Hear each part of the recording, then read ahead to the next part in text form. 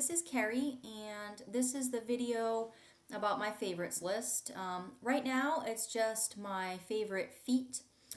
If you like this content, please let me know. I can do other videos about knees or specific types of feet. I noticed that I don't have any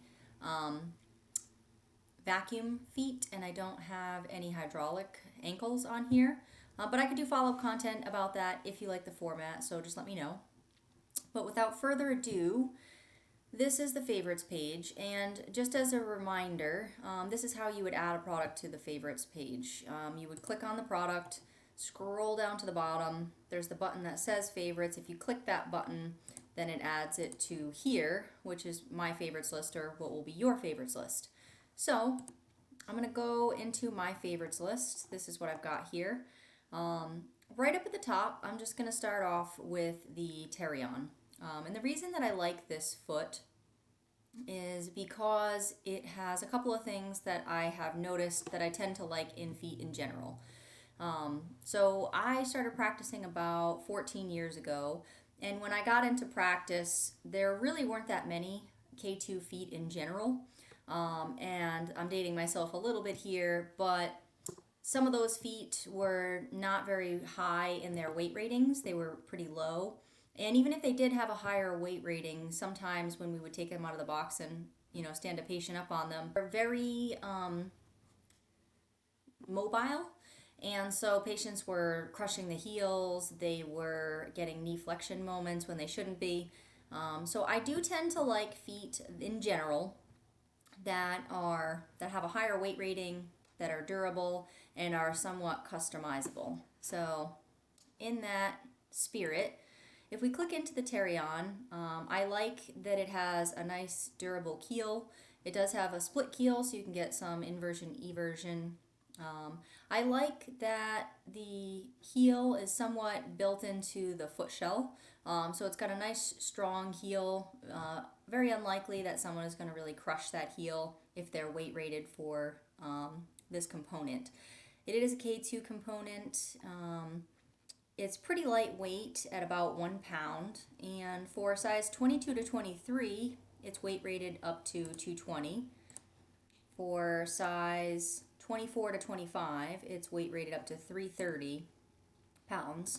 And for size 26 to 30, it's weight rated up to 385 pounds. So that's why I would say that the Terion makes the list. Next is the Trios.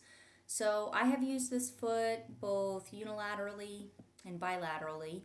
And one of my favorite features about this feet is it's a K3 foot, but it's very, very light. And so for patients who have come off of a different foot and said, I like it, but it's just too heavy, I have transitioned them into this foot, and they've really liked it because of the weight overall. So if you look here, for a size 21 to 22, it's weight rated up to 177 pounds, which is not that heavy duty. So if you need a foot that's weight rated for a heavier person, this might not be ideal. But it's only a half a pound for the size 21 to 22. If you go up, it gets a little heavier, but you get up to 210 for the weight rating. And then up at 27 to size 27 to 30, it's about 1 pound, but it is weight rated to 275. I have found that patients say that this foot is durable, lightweight, and they do feel some pretty good energy return with it. Next is the Triton. The Triton is kind of an old workhorse, something that we've used in our practice for a while. It's got a higher build height, so for someone who needs more clearance, this might not be an ideal foot. But it does have a nice durable keel here, and it's got the split keel, it's got a sandal toe, and it's tough to see in this picture, but it does have an adjustable heel bumper. And so you can put the different durometer heel bumper in there, and that takes care of that issue that I mentioned where sometimes people squish the heel even if they are weight rated for the foot. This one is a K2, K3 style foot, and for size 21 to 24, it's weight rated up to 220 pounds. For patients that need a lower build height, I have used the Rush Rover, and if you're familiar with the Rush series, it's a fiberglass keel. It's a little bit more water capable than some other feet. One thing that's really nice about this one and the fiberglass design overall is just it's really durable. So we've had a patient that came to our office from another practice, and their comment was that they broke every foot that they were ever on. And we gave them this foot, and they came back several years later in need of a prosthesis, and their main comment was, "This is the first foot that I've never broken." So it's pretty durable. It's got a pretty low build height. It's 25 to 27. It's got a build height of 2.4 inches. And then for size 28 to 30, it's got a build height of 2.5 inches. So like I said, it's durable. It has a good low build height for the patients that need that. And it's pretty good in terms of the water resistance, waterproof, freshwater, saltwater. So that's a nice feature. And then, in the spirit of waterproof, I did want to include this Breeze foot from College Park that we've used a lot.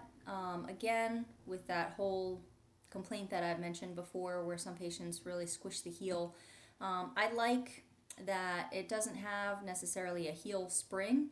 It has a keel, which is carbon fiber, but then the heel part is almost built into the foot shell, which is kind of nice, and it makes it pretty strong and pretty durable and pretty secure. We've used this foot a lot for its water capabilities. It's waterproof in freshwater, salt water, and chlorinated water. I believe it might have some drainage ports, but I would have to double check that. It's pretty lightweight. For size 21 to 25, it's got a weight of 1.2 pounds. And then for size 26 to 30, again, 1.2 pounds, and it's weight rated up to 275. So this has been a go-to for our waterproof feet. And then I did want to include a Satch foot. So the Satch foot that I've included here is the Willowwood SFP. I like that it's a nice durable keel. I like that it has an insert that can go into the heel. It has different durometers, again, for the way that your patient's walking to really optimize that. It is lightweight at 1.1 pounds. Again, it's for K1 patients. And it has kind of a unique weight rating. So I will show you that real quick. And I would like some feedback on this. The way that I've put it in maybe isn't ideal. I suppose I could split it into 3 feet. But if you go to the SFP and you look at their page here, they have 3 different toe resistances. So for the low resistance, it's got a weight rating of 130 pounds. For the regular resistance, it's up to 180, and then for the high resistance, it's 250 pounds. So the way that I have it listed in here is the regular toe resistance at 180 pounds. Now, I could split this into 3 feet with the low, medium, and high resistance toe levers. Right now I have it as the low, moderate, and high activity level. So if you want to let me know what you think about that, if you think it should be 1 foot, if you think it should be 3 feet to make it like a little bit more discernible when you're searching by patient weight, I would love to hear that. But in any case, just going back over the list, this is just some of our common feet that I've used in practice that I've had good results with for various reasons. And just overall, I would say I tend to value feet that are durable, that are lightweight, and that have pretty high weight ratings. Like I said, I can do this content for some hydraulic components, hydraulic ankles. I could do this for the knees if you like that content as well. And also, I would love to hear from you if you want to leave some comments below about what products you like or how they compare. That would be great. So leave a comment below, and if you like this content, I'll be back with other iterations. Thanks for listening. Bye.